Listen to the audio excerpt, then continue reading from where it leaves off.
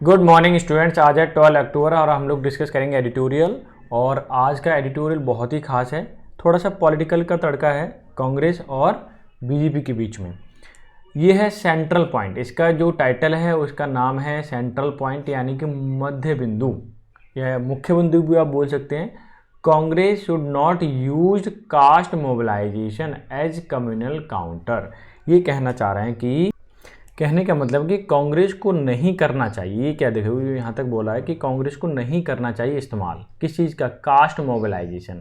Cast का मतलब है जाति, मोबिलाइजेशन का मतलब एक ही जाति के लोग हैं उनको मोबिलाइज करना, इकट्ठा करना, तैयार करना, अपने हिसाब से एडजस्ट करना।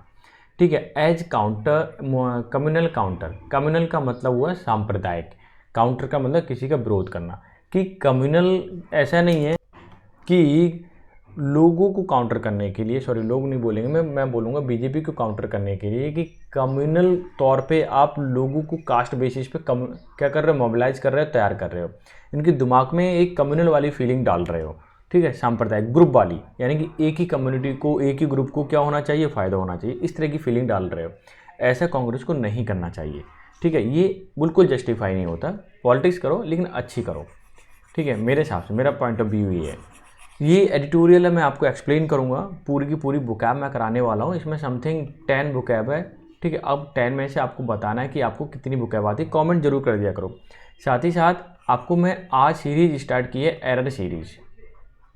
ठीक है, मैं CHSL के सारे क्वेश्चन कराने वाला हूँ एरर के, जो आए हुए हैं पेपर में। ठीक है, 2023 में, जिससे कि आपको अब जो 24 में पेपर होंगे उसमें बेनिफिट मिल सके। ठीक है, तो देख लेते हैं। पहली बात तो यहाँ वोकैबुलरी का ऐसा तड़का मिलने वाला है जिसे देख हर कोई बढ़ का, मतलब टोटली एग्जाम ओरिएंटेड। ठीक है, इधर उधर की बातें नहीं। पहला वर्ड है कम्युनलिज्म। किसका मतलब होता है, सांप्रदायिकता, commitment to the interest of your own minority group, यानी कि अपने ग्रुप के लिए कमिटमेंट रहना, उसके इंटरेस्ट की बात करना। ठीक है, अपने ग्रुप के फ़ायदे की बात करना, सिंपल सी बात। असर बहुत ही अच्छा वर्ड है। इसका मतलब हड़पना होता है, छीनना होता है, टेक कंट्रोल और सीज कर लेना। ठीक है, क्लियर हो गया। अकोमुलेट का मतलब बढ़ाना होता है। ठीक है, बढ़ना, बढ़ाना और एकत्रित करना। कलेक्ट टुगेदर अमास भी बोल सकते हो। बहुत अच्छा वर्ड है और कई बार पूछा गया, तो इसे नोट कर लें आप। ठीक है, एक वन वर्ड सब्स्टिट्यूशन में असर भी पूछा जाता है, तो इसे भी आप नोट कर लें, पूछा जाता है। डेफ्ट का मतलब दक्ष होता है, निपुण होता है, स्किलफुल या डेक्स्ट्रस भी बोल सकते हो। डेक्स्ट्रस भी काफ़ी इंपॉर्टेंट वर्ड है और पूछा गया है, तो इसे नोट कर लें आप। फटीग का मतलब होता है थकान, मेहनत, गेट टायर्ड या फैग हो जाना, यानी कि मेहनत कर दे, एग्जॉस्ट हो जाता है शरीर ना, उसे बोलते हैं फटीग या फटीगनेस। ले क्लेम टू का मतलब दावा करना या अपना कहना कि हमारा इस पर क्या है, हमारा रोल है। ठीक है, और ये बोलना कि ये मेरी चीज़ है। ठीक है, क्लेम करना, सिंपल सी बात। शेड का मतलब छोड़ना होता है, निकालना होता है। ठीक है, क्या होता है, छोड़ना, निकालना। कास्ट ऑफ बोल सकते हो, गेट रिड ऑफ भी बोल सकते हो। हेफ्ट का मतलब थोड़ा थोड़ा उठाना, एलिवेट करना, सिंपल सी बात है। ठीक है, लिफ्ट करना, एलिवेट करना बोल सकते हो। सिनीफर का मतलब होता है, सिनीफर का मतलब छिपकर गोली दागने वाला, सिंपल सी बात है, किसी के कंधे पर गोली चलाना, कंधे पर रख करके बंदूक चलाना। यानी कि कहने का मतलब a marksman who shoots at people from the concealed place, यानी कि आप तो छिपे हुए और बंदूक चला रहे हो, वो वाली चीज़। तो यानी छिपकर कोई काम करना। और इंस्टिंक्टिवली का मतलब होता है सहज रूप से या सहज बोध से। इंस्टिंक्टिवली ध्यान रखना, यानी कि as a matter of instinct, यानी कि सहज रूप से, आपको पता ही नहीं चलेगा कोई काम हो जाए, वो क्या होता है, इंस्टिंक्टिवली होता है। यहाँ पे ये भी इंपॉर्टेंट वर्ड है, ध्यान रखना। और सैड भी इंपॉर्टेंट वर्ड है। ठीक है, ये सारे जो वर्ड थे, आपने 10 में से कितनी बुकैब याद थी। ठीक है, एज ए क्यूज इसे कंसीडर किया करो। ठीक है, तो कितनी बुकैब याद थी मुझे ज़रूर कमेंट करें। और एक क्वेश्चन ज़रूर मिलने वाला है आपको। ठीक है, कम्युनिटी में पोस्ट में, तो आप वहाँ जाइए, ज़रूर आंसर किया करो, ताकि आपका ना नॉलेज बढ़ती रहे। हमारे पास यहाँ पे एरर सीरीज़ की बात करूँ, पहला क्वेश्चन है, the recent discoveries have rise in hopes about possible application, की पॉसिबल संभावनाएं किन किन एप्लीकेशन की है, किन किन चीज़ों को हम यूज़ में ला सकते हैं, ये कहना चाह रहे हैं। किसने ये चीज़ बताई, रिसेंट की डिस्कवरी ने ये हमें बताया है। अब आप बताइए इसमें एरर क्या है। Have rise in hopes, no error, about possible applications या रिसेंट डिस्कवरीज। देखो रिसेंट डिस्कवरीज का तो इसमें तो कोई हो ही नहीं सकता, क्योंकि सिंपल सा नाउन है। ठीक है, नाउन को रिसेंट ने क्वालिफाई करा है, इसका मतलब ये एडजेक्टिव हो गया, ये आर्टिकल लगा दिया, इसकी प्लेसिंग भी ठीक है। अब डिस्कवरीज ये प्लूरल है, इसलिए हमने हैव लगा दी, ये भी ठीक है। राइज का मतलब होता है, मैं यहाँ लिख देता हूँ। ठीक है, राइज का मतलब होता है उठना, और राइजन इसकी थर्ड फॉर्म है। और एक होता है रेज। क्या होता है? रेज। रेज का मतलब होता है उठाना, मुद्दा उठाना, किसी चीज़ को कहना। ठीक है, ये सारी चीज़ें कि तो यहाँ पे ठीक है, ये जो रिसेंट की हाल फिलहाल की डिस्कवरीज है ना, वो ये संभावनाएं को जगा रही है, जगा तो रही हैं। हम क्या कहेंगे, ये रिसेंट की डिस्कवरीज हैं, ये क्या कर रही हैं, संभावनाओं को जगा रही हैं, यानी उठा रही हैं। ठीक है, तो यहाँ पर रेज होना चाहिए, ना कि रेज सेकंड फॉर्म या थर्ड फॉर्म होनी चाहिए रेज, RAISED। यानी कि डिस्कवरी जो है संभावनाओं को उठा रही है। ठीक है, और उम्मीद भी जाग रही है। ठीक है, उम्मीद को जगा रही है, ऐसा भी बोल सकते हैं, किसकी? जो पॉसिबल संभावनाएं हैं एप्लीकेशन से उसकी। ठीक है, समझ में आ गया। यहाँ पे एरर जो है आपका इस वाले पार्ट में। नेक्स्ट क्वेश्चन है, and it just recently awarded, हाल ही फिलहाल में रिसेंटली अवार्ड किया गया, दिया गया $1 मिलियन कॉन्ट्रैक्ट। क्या? $1 मिलियन कॉन्ट्रैक्ट दिया गया and that seeks of corruption, जहाँ पे धुआं उठता है, यहाँ पे महसूस होता है, फीलिंग आती है किसकी? करप्शन की। $1 मिलियन का कॉन्ट्रैक्ट दे दिया गया एक ही चीज़, एक ही व्यक्ति को या एक इंस्टीट्यूशन को या एक कंपनी को, तो इससे करप्शन की फीलिंग आती है। रिक्स का मतलब होता है धुआं निकलना, ठीक है, पता चलना और महसूस होना, ये सारी चीज़ें। क्लियर हो गया? तो फिलहाल तो इसमें कोई एरर है नहीं, तो नो एरर होना चाहिए। ठीक है, क्योंकि सिंपल सा सेंटेंस है और कोई एरर है नहीं। Today in fit of fringe, fringe का मतलब होता है पागलपन, एक तरीके पागलपन या सनक बोल सकते हो आप। रेज का मतलब गुस्सा होता है, जेलसली मतलब किसी से चिढ़ना। ठीक है, you would have killed me your brother. ठीक है, यहाँ तक सेंटेंस है। अब एक चीज़ बताइए, देखिए मैं आपको बता दूं, जब भी वुड हैव आ जाए, क्या आ जाए? वुड हैव, इसका मतलब कंडीशनल टेंस है। इन फिट ऑफ फ्रिंज बोला है और रेज, तो मैं इसे कंडीशन मान लेता हूँ।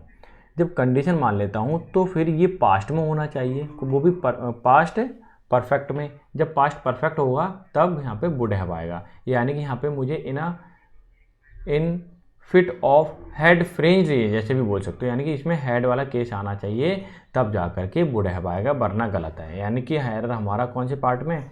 इस वाले पार्ट में। अगर आपने कंडीशनल पढ़ा होगा तो ये दो चीज़ ध्यान रखनी पड़ती है और कुछ भी नहीं है, हेड वाला केस और इधर वुड हैव। ठीक है, अगर आपने पढ़ा है तो बेटर, नहीं पढ़ा तो वही एक अलग बात है। नेक्स्ट क्वेश्चन है, India has turn 70 year older as a republic. ठीक है, तो अब इसमें बोली गई है यहाँ पे 70 ईयर्स ओल्डर। ओल्डर का मतलब हो गया कि किसी से हम कंपेरिजन कर रहे हैं। यहाँ पे होना क्या चाहिए कि इंडिया जो है 70 साल पुराना क्या हो चुका है? रिपब्लिक। ठीक है, तो यहाँ पर ओल्डर ना लगा कर ओल्ड ही लगेगा। क्लियर हो गया? आप नेक्स्ट है यहाँ पे, अच्छा इतना एरर तो मैंने बता दिया। नेक्स्ट क्वेश्चन है, I study finds that the average staff cost at public sector bank. ठीक है, at a public sector bank, जो मैं बताऊँ स्टडीज ने, ये अध्ययन से हमें पता चलता है कि एवरेज स्टाफ कॉस्ट जो है कहाँ? पब्लिक सेक्टर बैंक में। Public sector bank is high than at its private sector counterpart, मतलब कंपैरिजन किया गया है, जो एवरेज स्टाफ की कॉस्ट है पब्लिक सेक्टर में ज़्यादा है rather than private sector bank से। तो यहाँ पे हायर देन लगाना पड़ेगा, क्योंकि यहाँ पे कंपैरिजन हुआ है तो कंपैरेटिव डिग्री आना चाहिए। ठीक है, तो यहाँ पे हायर देन आना चाहिए, सिंपल सी बात। एरर जो है हाई वाले केस में है। ठीक है, सारे एरर पता चल गए होंगे, 5 क्वेश्चन हो गए। अब आपको करना क्या है? आपको ये देखना है कि आपसे कितने क्वेश्चन हुए। अगर आपने 5 में से 4 भी सही किए हैं, 5 में से 4 भी सही किए हैं, इसका मतलब आप समझते हैं सीधा सीधा 80% हो गया, यानी कि एवरेज अच्छा चल रहा है। तो कहने का मतलब इतने तो क्वेश्चन कर रही हैं और इसी टाइप के क्वेश्चन बार बार पूछे जाते हैं, जैसे कि पिछले साल पूछे गए हैं। ठीक है, तो मैं आपसे बताऊंगा कि आप ना ऐसे ही क्वेश्चन को ज़्यादा ट्राई करें, सबसे ज़्यादा फोकस करें प्रीवियस ईयर के क्वेश्चन पेपर पर। ठीक है, ध्यान रखना ये चीज़।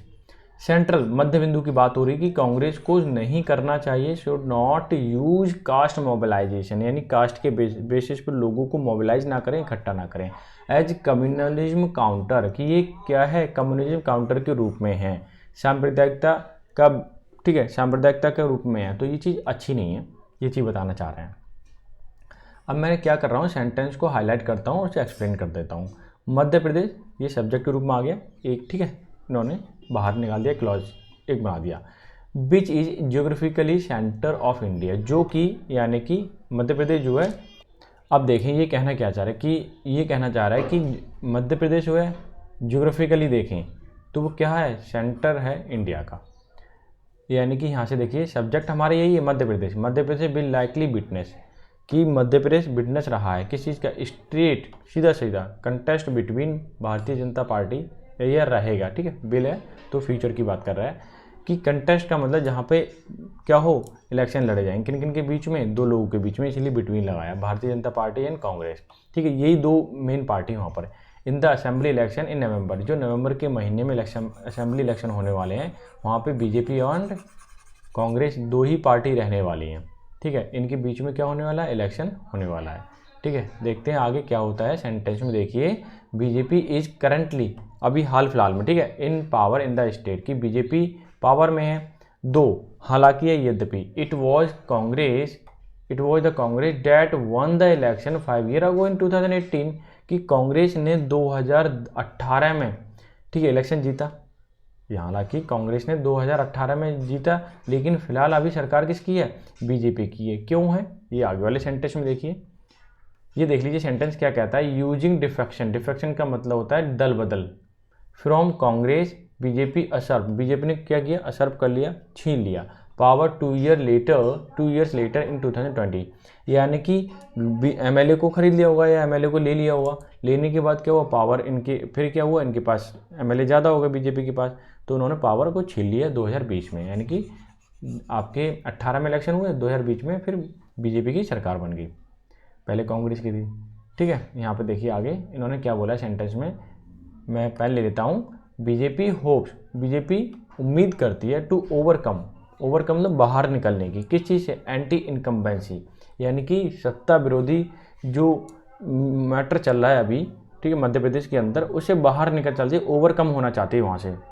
अब आगे देखिए इन्होंने क्या बोला है, पहले ले लेता हूँ, कि ये जो बीजेपी उम्मीद करती है कि ओवरकम करने की, ठीक है, हटाने की या निकलने की बाहर, इट हैज़ अक्यूमुलेटेड, इसने ये क्या हुआ, इकट्ठा हुआ है, ओवर 18 ईयर्स थ्रू सम डेफ्ट, कुछ चतुराई वाले मूव से, चालाकी से, इलेक्टोरल एक्सपेरिमेंट से क्या हुआ, ये सत्ता विरोधी जो माहौल है ना, लगभग 18 साल होगा तब जाकर के क्या हुआ है, ये बन पाया है। अब इससे बाहर निकलना चाहती है बीजेपी।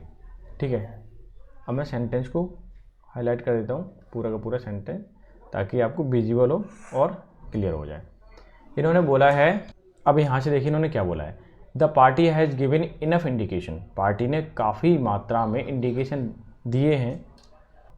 आगे देखिए, डैट की chief minister Shivraj Singh Chouhan will not continue, आगे कंटिन्यू नहीं करेंगे, in the event of the party winning another term, अगर वो पार्टी जीत जाती है। ठीक है, पार्टी अगर जीत जाती है तो शिवराज सिंह चौहान दोबारा से एक सीएम का फेस नहीं रहेंगे, वो लड़ेंगे नहीं। ठीक है, जीतने के बाद।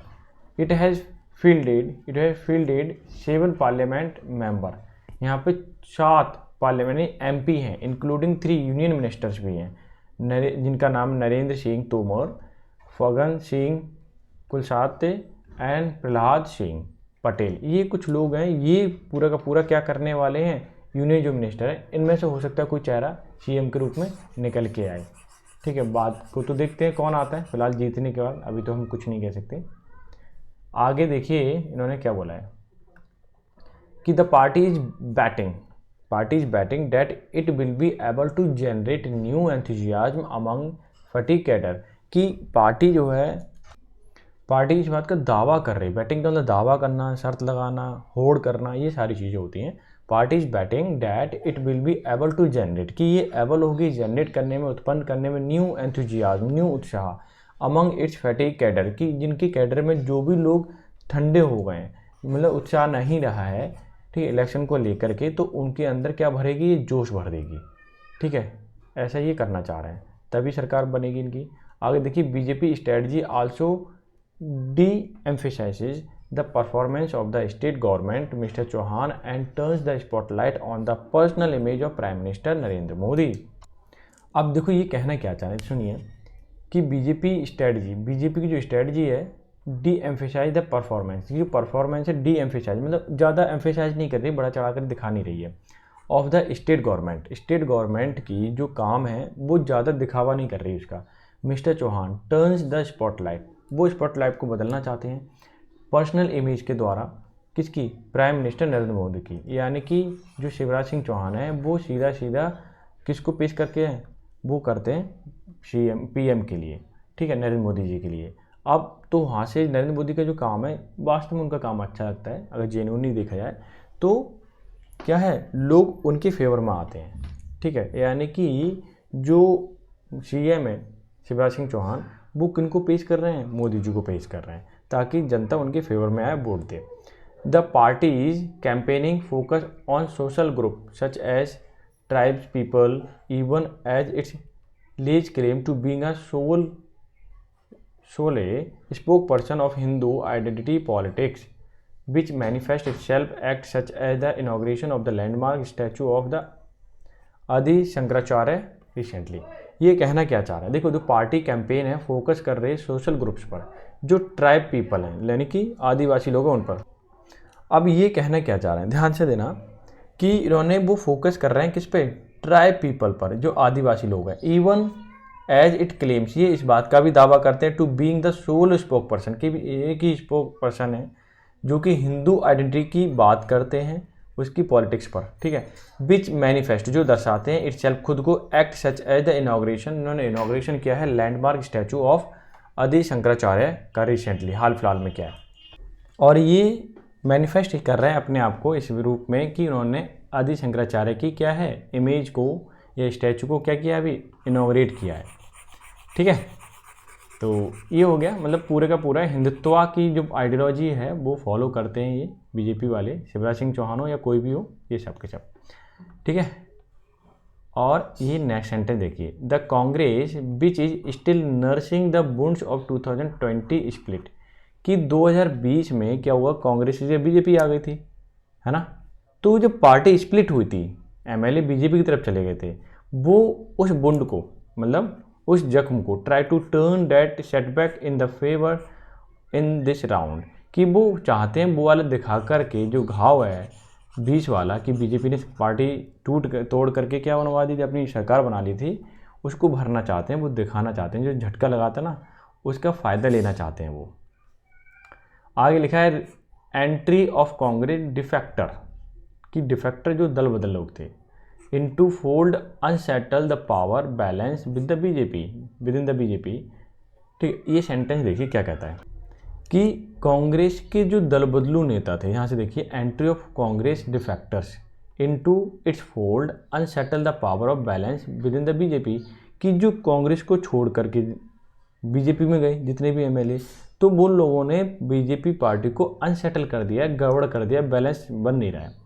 पर्टिकुलरली, विशेष तौर पे in the Gwalior Chambal region के जो लोग थे उनकी बात हो रही है, which might transfer into electoral dividend for the Congress, जो ट्रांसफ़र हो सकते हैं कांग्रेस में दोबारा से, ठीक है। ऐसा इनकी फीलिंग है, अगर वो यहाँ दोबारा से आते हैं तो क्या होगा, इनकी सरकार बनेगी। बाकी तो देखते हैं क्या होता है।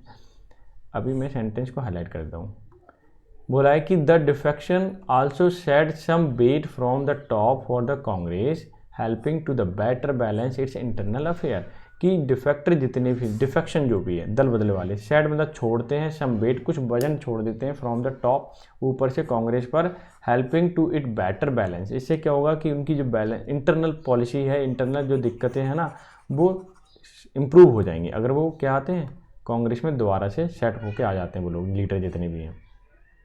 आगे इन्होंने बोला है कि all leaders now defer to former chief minister Kamalnath who is formally command of the party campaign, कि जितने भी लीडर्स हैं, ठीक है, डेफर का मतलब रोकना, फॉर्मर चीफ मिनिस्टर कमलनाथ को रोकने की कोशिश करते हैं, हु इज़ फॉर्मली, जो मजबूती से कमांड करते हैं पार्टी को कैंपेन में, ठीक है। यानी कि अभी जो कमलनाथ हैं पूर्व सीएम ऑफ कांग्रेस, ठीक है, तो वो क्या करते हैं, पूरे के पूरे कैंपेन को मेंटेन कर रहे हैं और चला रहे हैं। कांग्रेस लीडर राहुल गांधी भारत जोड़ो यात्रा has generated enthusiasm in the state, कि कांग्रेस लीडर राहुल गांधी जो थे उन्होंने भारत जोड़ो यात्रा जब करी थी, उसने नया उत्पन्न कर दिया जोश राज्य के अंदर, यानी मध्य प्रदेश के अंदर एक नया जोश भर दिया है।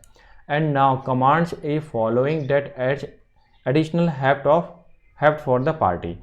ये क्या कहना चाह रहे हैं कि ये बताना चाह रहे हैं कि अब ऐसा करने से राहुल गांधी जो भी कमांड करते हैं, बताते हैं, आदेश देते हैं, ठीक है, एक तरीके से, तो वो बोलते हैं कि जैसे मैंने भारत जोड़ो यात्रा करी थी, लोगों को कलेक्ट किया था, इकट्ठा किया था, अगर आप भी ऐसा करेंगे कुछ तो एक वजन बढ़ेगा पार्टी में, यानी पार्टी में एक उम्मीद की लहर दोबारा से जागेगी। वैसे तो अच्छा हो रहा है और जहाँ तक चांस है कि पार्टी जीत जाएगी, कांग्रेस की दोबारा से सरकार बना पाएगी। ठीक है। The Congress uncharacteristics plunge into caste politics by promising a caste based survey across the country will be the test in मध्य प्रदेश। कि कांग्रेस ने अनकैरेक्टरिस्टिक तौर पे क्या किया, कूद पड़ी है कास्ट पॉलिटिक्स में, यानी कि वो कास्ट वाइज पॉपुलेशन या फिर कास्ट वाइज सेंसस कराना चाहती है। ठीक है। ये जो सर्वे है पूरे अक्रॉस द कंट्री यानी पूरे देश में रहने वाला है। विल बी टेस्ट, ये एक टेस्ट होगा। अगर इस बेसिस पे कास्ट सर्वे के बेसिस पे मध्य प्रदेश में अगर सरकार बनाती है तो हो सकता है कांग्रेस पूरे देश में भी सरकार बना पाए। ठीक है, ये कहना चाह रहे हैं। देखते हैं आगे क्या होता है। आगे देखिए, पॉलिटिक्स में पढ़ने से आपको बहुत सारी चीज़ें सीखने को मिलेंगी और पढ़ना ज़रूरी है मेरे हिसाब से। तो unlike Rajasthan, Chhattisgarh, the Congress does not have considerable number of other backward class leader in Madhya Pradesh. कि अनलाइक जैसे कि छत्तीसगढ़ है, ठीक है, राजस्थान है, उसमें उनके पास कंसिडरेबल बड़े पैमाने पर बैकवर्ड क्लास के यानी कि ओबीसी के लीडर्स नहीं है जैसे कि मध्य प्रदेश में है। ठीक है, बाकी तो देखते हैं कहाँ कहाँ है। मैं सेंटेंस को ले लेता हूँ, छोटा सा सेंटेंस है। इन्होंने बोलने की कोशिश की है, द पार्टी में also have deal with sniper attacks from the Aam Aadmi Party which में try to alter the bipolar nature of the contest. कि ये कहना चाह रहे हैं कि आम एक पार्टी है, दोनों ही पार्टी हैं वैसे तो, चाहे बीजेपी हो या कांग्रेस हो, ये दोनों ही डील विद का मतलब हैंडल करने की कोशिश करेंगे। स्नीपर अटैक, एक चोरी छिपे अटैक हो जाएगा आम आदमी पार्टी का। फिलहाल अभी मैटर बाइपोलर है, यानी कि दो पार्टियों के बीच में होने वाला मध्य प्रदेश में, लेकिन पीछे से आम आदमी पार्टी जो है वो आ रही है और ये बाइपोलर वाला कंटेस्ट है ना, या इलेक्शन है, इसका खेल बिगाड़ सकती है। ये क्या हो जाएगा फिर, ट्राइपोलर हो जाएगा, यानी कि तीन पार्टियों के बीच में इलेक्शन होने वाला है फिर तो। अभी देखते हैं क्या होता है, मैं इसे रब कर दूं। अब देखिए, ठीक है, ट्राइपोलर की बात कर दी इन्होंने, यानी आम आदमी पार्टी अगर आती है तो तीन जगह बढ़ जाएगा इसका खेल। ठीक है, इलेक्शन वाला।